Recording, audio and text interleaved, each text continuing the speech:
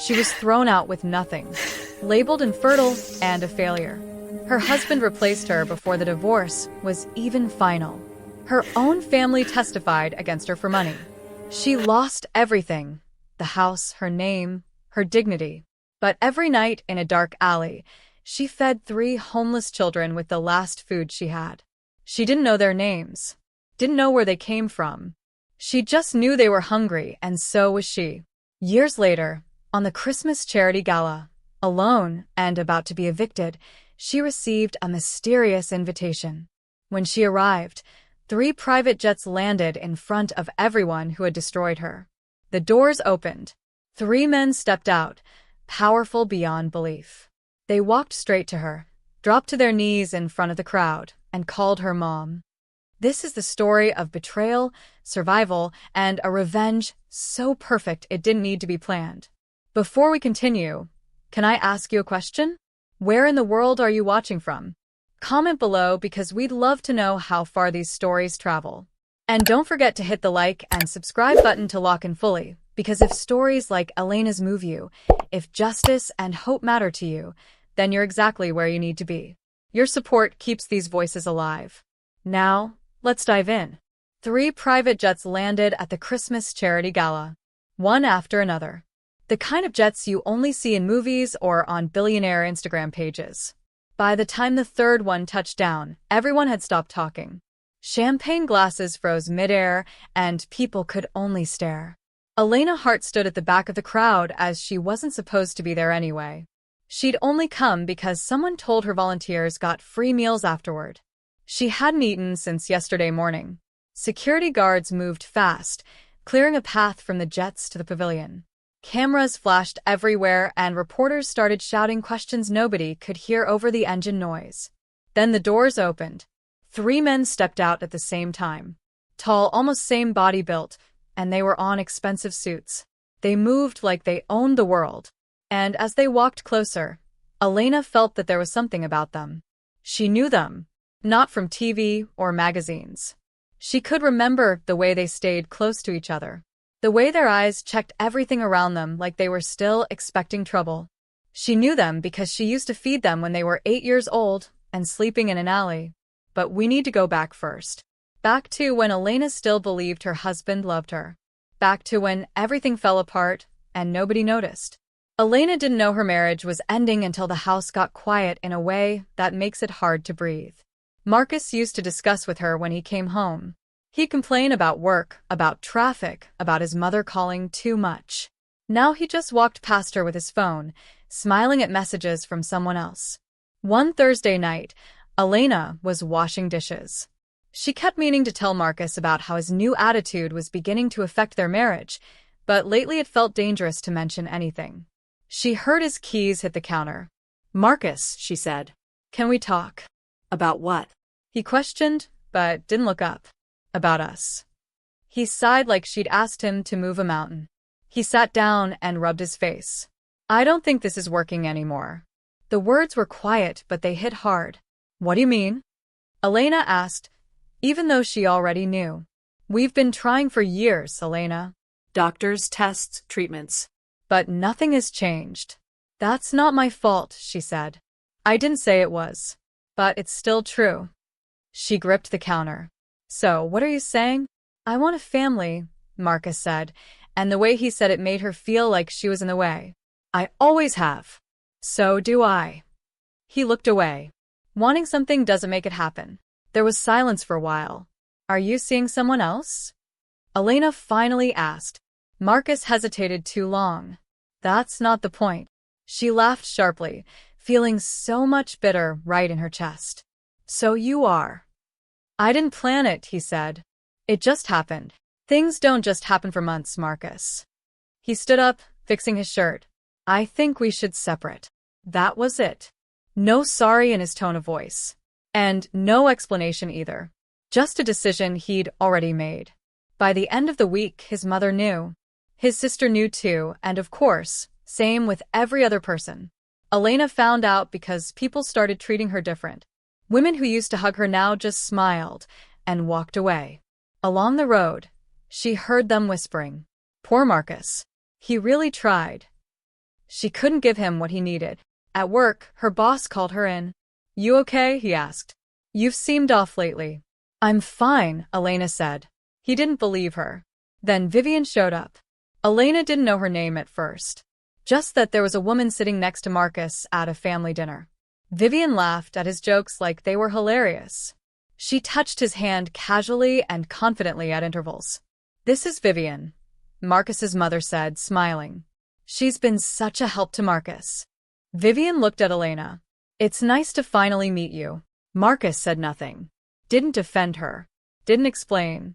Just kept on a straight face like nothing actually happened. After that, Vivian was everywhere with Marcus. Birthdays. Dinners Elena stopped going to because watching someone take her place hurt too much. When the divorce papers came, they had words Elena didn't recognize, which were emotionally unstable, unable to fulfill marital expectations, and unfit for future family planning. Her lawyer looked tired. "He's asking for most of the assets." "Why?" Elena asked. He cleared his throat. "Your infertility. Your emotional state.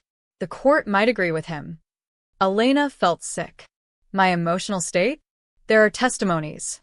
From family and friends. They're lying." Her lawyer looked at her with pity. "That's hard to prove at this point." At mediation, Marcus sat calm next to his lawyer. Vivian waited outside with coffee, scrolling her phone. Elena's sister sat across the table and wouldn't look at her.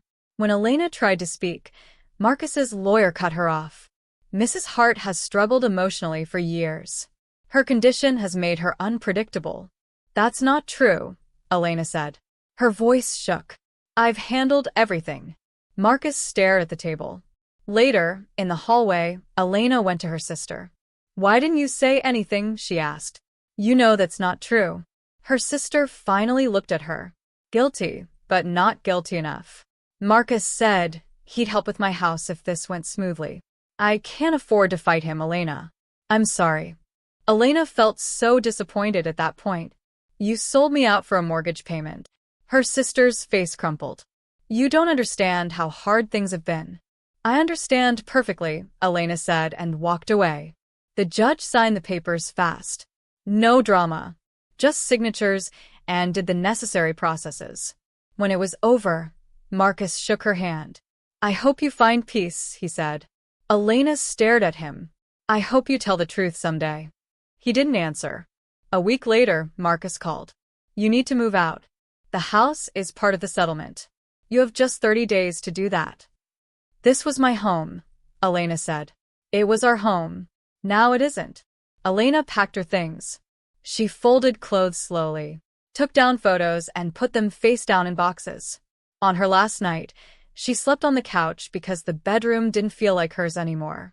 The next morning, she loaded her car and left. 3 days later, she had to go back. She'd forgotten a box in the garage. When she turned onto the street, her heart missed a beat. Vivian's car was in the driveway. Elena parked across the street. The front door opened, and Vivian walked out holding keys, laughing at something Marcus said. Marcus followed with grocery bags. Vivian unlocked the door and went inside. Elena sat in her car, watching the life that used to be hers disappear behind them. That was the worst part. Elena didn't cry right away. She just sat there, hands on the wheel, watching the house like it might explain something. The lights turned on and life went on without her. She started the car and left before they saw her. That night, she slept on a friend's couch. 2 days later, she moved into a studio apartment on the outskirt part of the city, where nobody notices. Paint peeling and heater that rattled when it worked. Because that was all she could afford. She took extra shifts, cleaned offices at night, stocked shelves before stores opened, and stopped buying anything that wasn't absolutely necessary. She still went out but tried to not mingle with people because that would always get back at her. People still stared at her like she made them uncomfortable. One Sunday at the church, she heard 2 women behind her. At least he didn't waste more time. Vivian is young.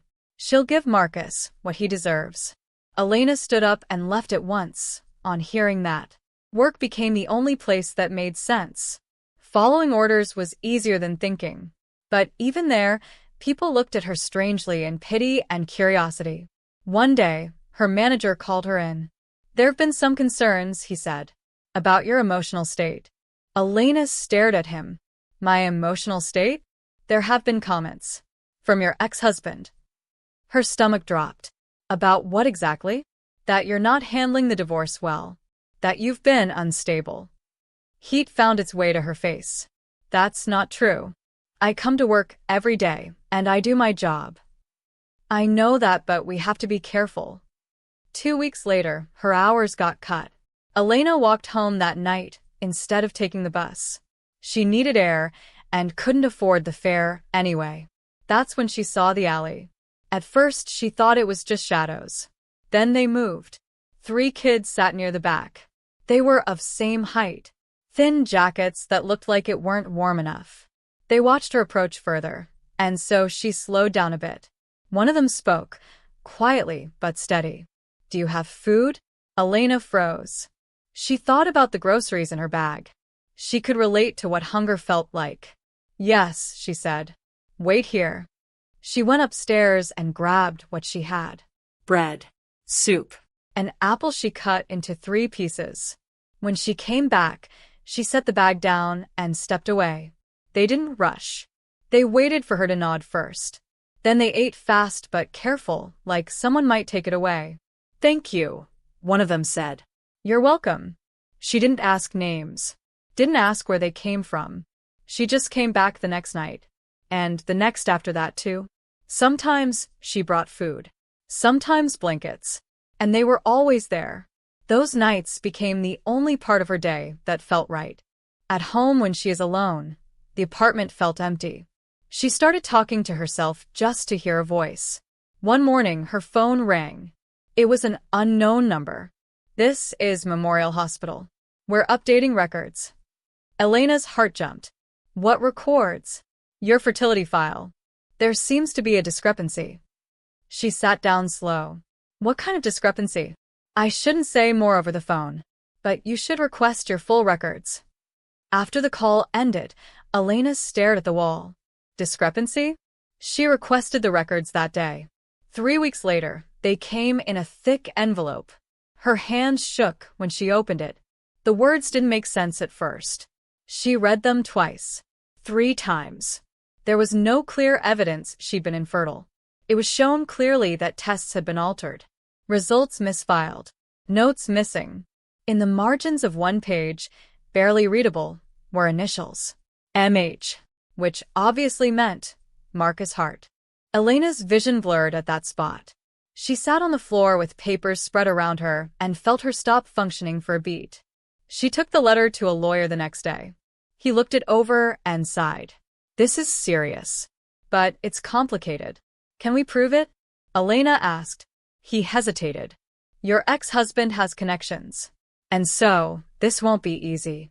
Before she could do anything, Marcus moved first as he had strong connections. A legal notice arrived. Harassment. Defamation. She was warned to stop pursuing false claims. Then she heard the news the way she always did. Not from Marcus. Not from family. From whispers. A woman at the grocery store smiled to her. "Congratulations are in order, I heard." Elena frowned. For what? For Marcus. "Vivian is pregnant." The words hit her like a punch. That night, Elena sat alone. The letter from the hospital was on the table. Her food was already going cold. The next morning, Marcus posted the announcement. A photo of his hand on Vivian's stomach. Both of them smiling. The caption said, "New beginnings. Blessed beyond measure." Elena stared at the screen. Vivian was pregnant, and everyone knew already.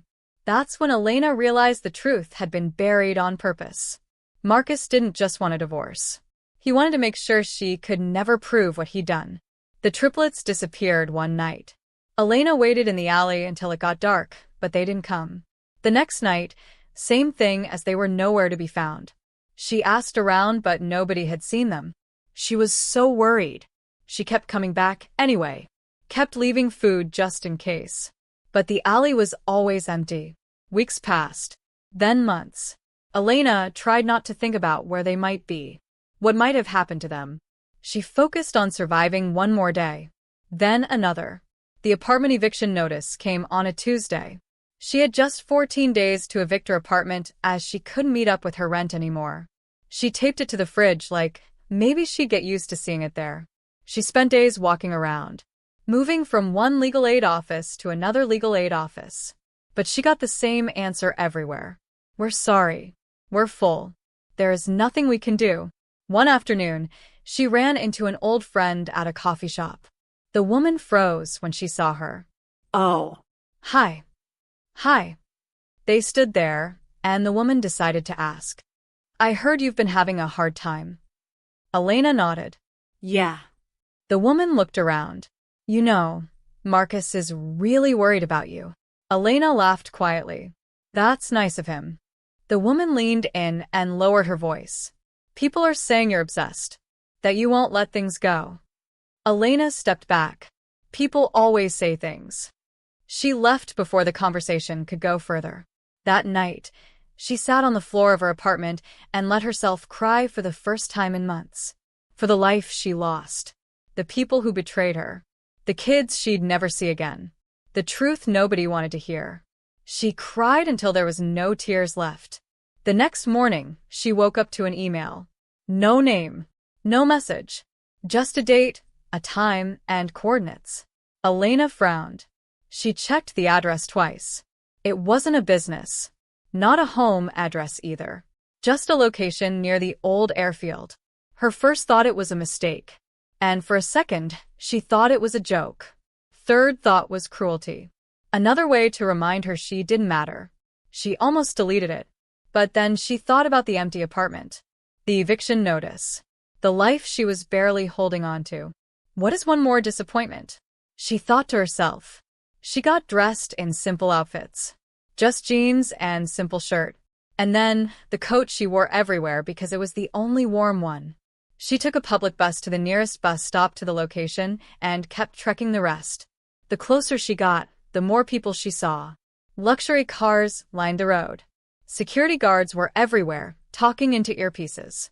Elena slowed down. This wasn't a joke. Black SUVs rolled past her. The kind you only see on TV. Everyone she came across were neatly dressed and spelt luxury in a unique way. She checked her phone again. This was it. She tried to turn around, but a guard noticed. Ma'am. What is your name, please? Elena Hart. His face changed. He looked at his tablet. Then back at her with wider eyes. Right this way. I think there's been a mistake, Elena said. No mistake, ma'am. You're expected. He let her pass the security checkpoint. Conversations stopped halfway as people saw her. And everyone had their eyes fixed on her old coat and worn shoes, which was obvious that she didn't belong here.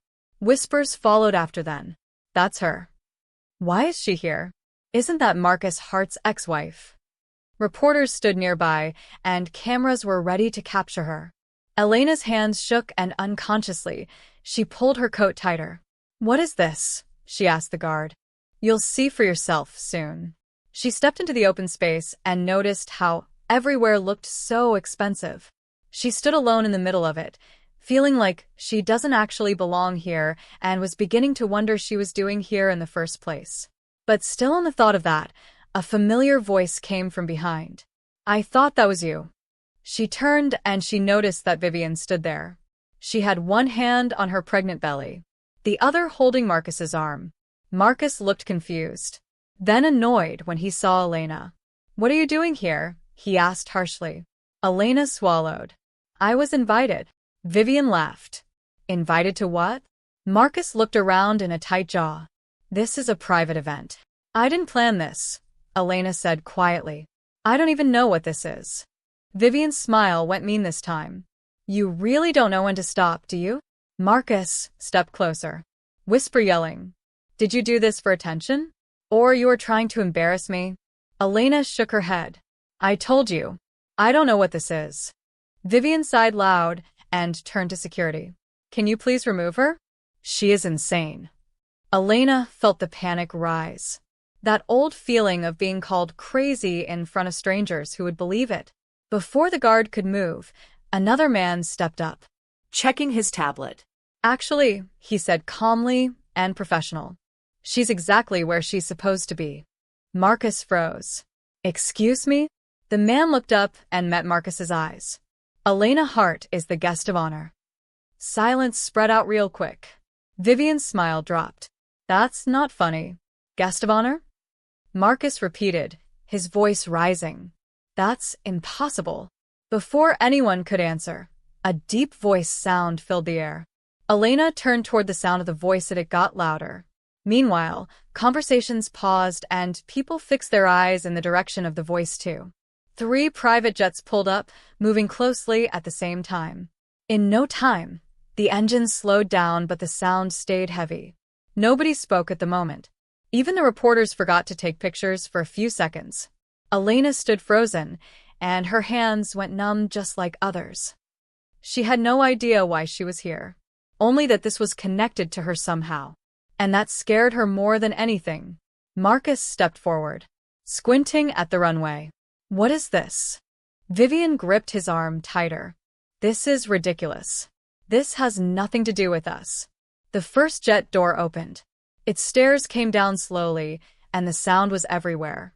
A man stepped out. Tall. Dark suit that fit perfectly. He moved in like he knew exactly where he was going. He didn't look at the crowd.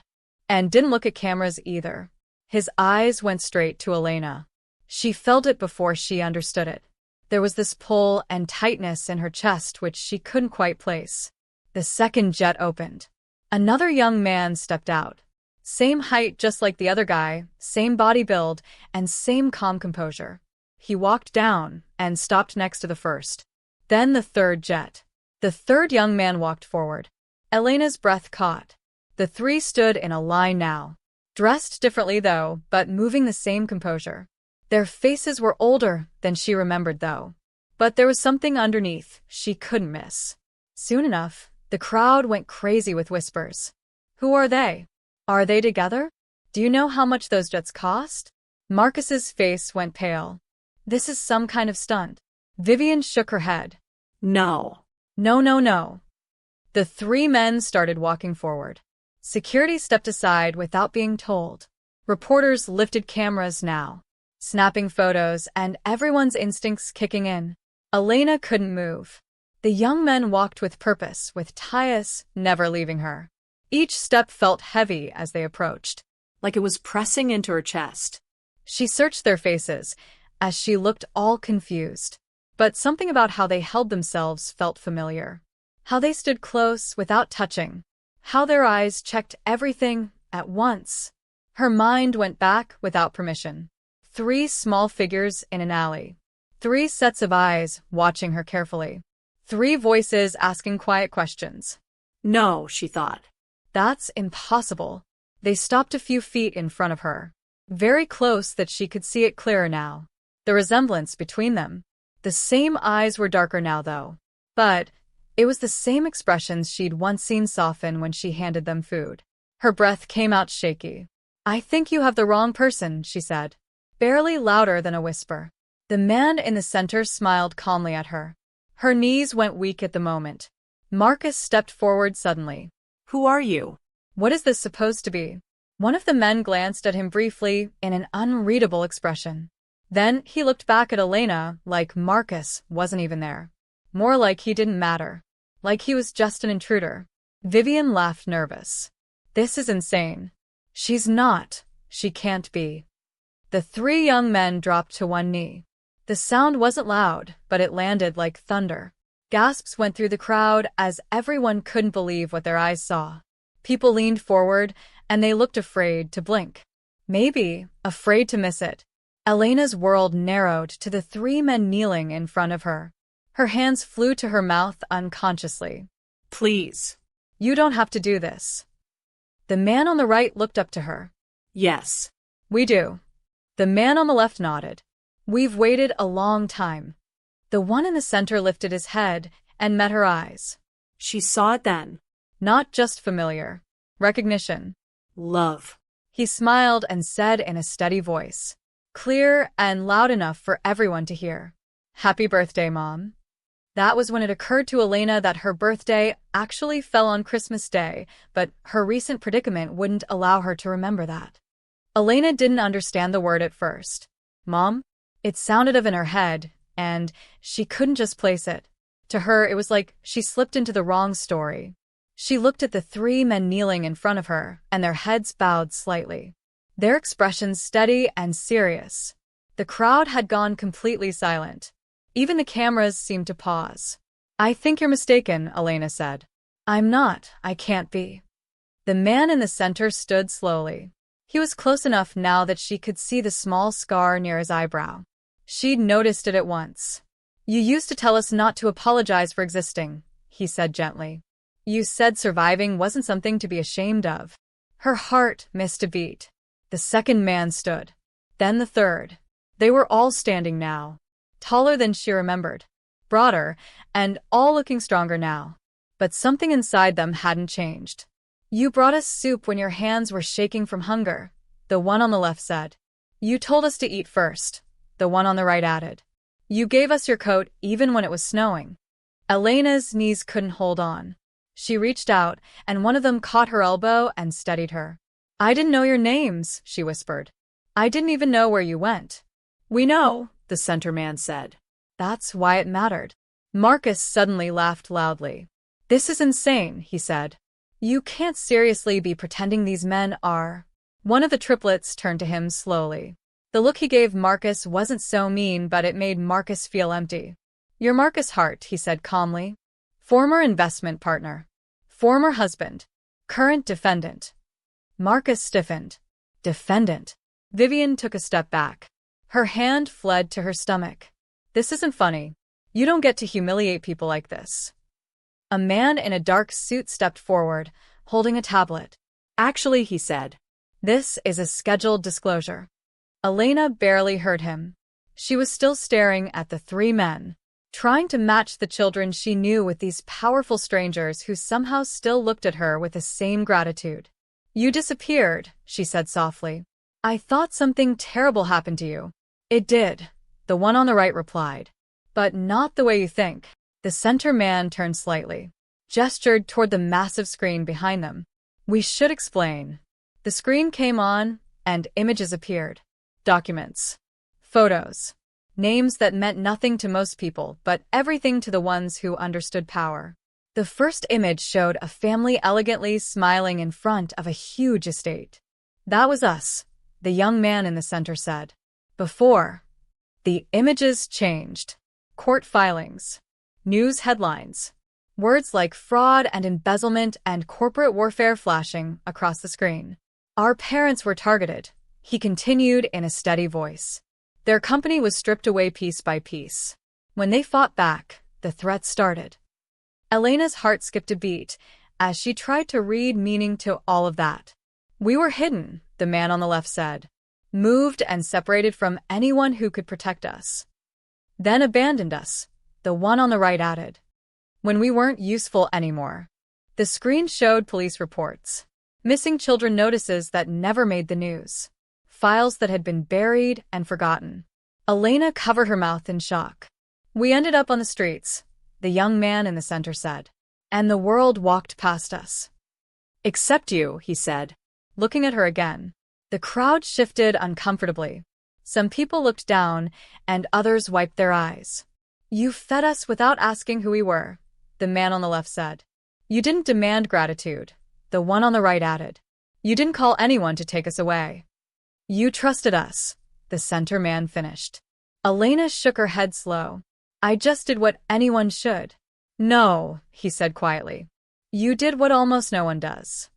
Marcus's face had turned gray. This has nothing to do with me. You're dragging my name into some story that has nothing. The center man smiled slightly. Oh, it has everything to do with you. Another image appeared on the screen. Medical records. Elena's name at the top. Her breath caught. These are clinic files, the man said. Original versions. Not the edited ones. Marcus stepped back. Those are confidential. They were, the man replied. Until they became evidence. Vivian shook her head. This is fake. All of it. The man on the left tapped a button, and an audio sound filled the space. It was a doctor's voice, which was nervous and hesitant. "She doesn't need this treatment. It could cause complications." Another voice replied, calm and firm. It was clearly Marcus's voice. "I'm paying you to make sure she can't get pregnant. Do what you're told." The crowd couldn't hold back the gasps and shouts. Elena felt like the ground was moving. "No," she whispered. "That's not." The screen changed again. Dates. Lab results. Notes marked altered. "Your infertility diagnosis was manufactured on purpose," the young man in the center said gently. Elena's vision blurred. "I believed him. I believed all of them." Marcus tried to speak, but the noise drowned him out. Vivian grabbed his arm. "Say something. Fix this." Before he could say anything in defense, another alert flashed on the screen.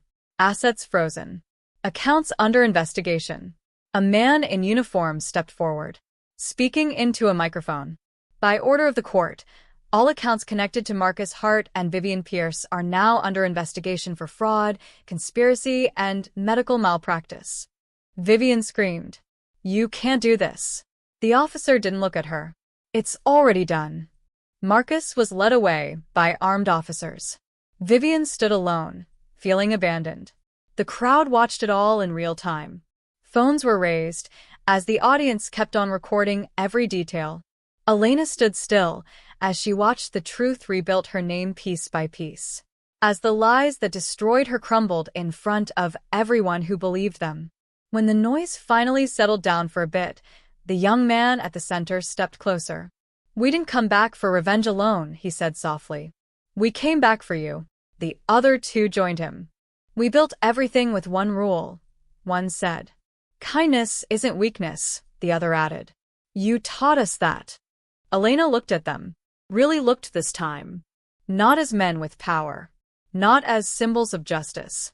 But as the children she once fed when she had nothing. "I didn't save you," she said quietly. They all smiled. "You did," the center man replied. "You just didn't know it yet." A woman from the crowd stepped forward. "Mrs. Hart," she said in a shaking voice. "I'm sorry. I believed the lies." Others followed, and just like that, apologies whispered. Heads bowed, and hands extended for a shake.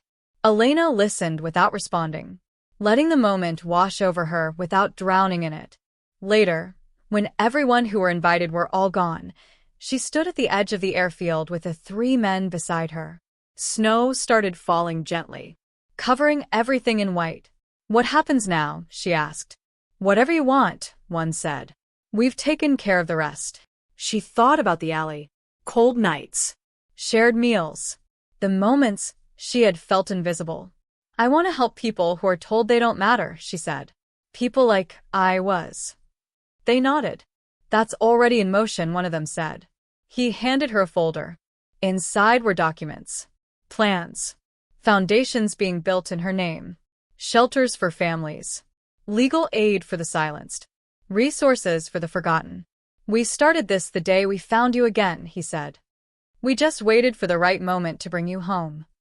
As everything began to make sense, Elena felt something she hadn't felt in years. Not triumph. Not vindication. Peace. The people who laughed at her were silent now. The woman they discarded was honored. And the kindness she gave in secret had returned with a voice loud enough to drown out every lie. If this story moved you, hit that subscribe button and join our community. We share stories of hope, justice, and the power of kindness every day. Drop a comment telling us where you're watching from and which moment hit you hardest. Your support helps us bring more voices like Elena's to light. Thank you for being here. Thank you for listening. And remember, kindness is never wasted. It just takes time to come home.